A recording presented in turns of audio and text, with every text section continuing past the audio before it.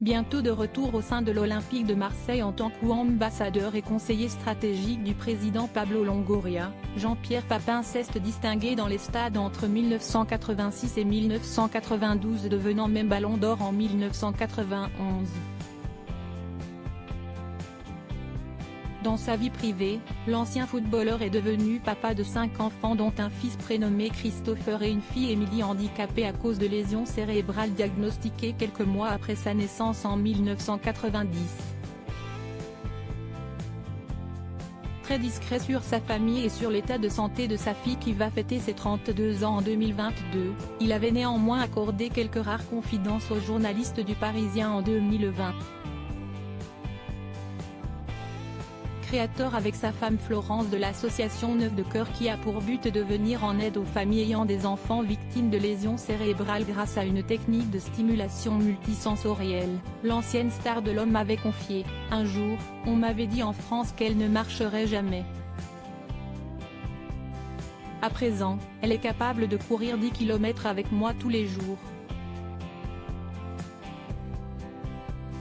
Il ne faut pas toujours croire ce que l'on nous raconte. Émilie, si est-il le combat d'une vie. Fier des avancées et des apprentissages de sa fille, il avait indiqué avec beaucoup d'espoir, elle continue de faire des progrès même si elle va avoir 30 ans à la fin du mois. On sait qu'elle ne sera jamais comme les autres. Mais Émilie vit avec nous en faisant partie de la famille à 200%. On a un souci de plus que la plupart des autres parents et on a fait avec.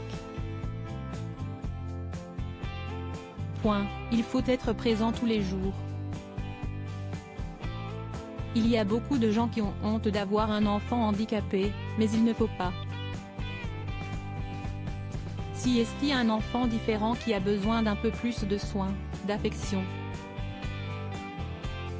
Parti faire la promotion de son association à l'édition 2014 du Cross du Figaro, une épreuve annuelle comportant plusieurs courses à pied, JPP avait également parlé de son long combat pour sa précieuse Émilie. On a réussi à la faire revivre dans notre monde à nous.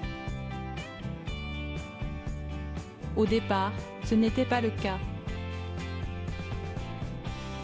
On est allé aux États-Unis pour la soigner, indiquait-il au journaliste du Figaro.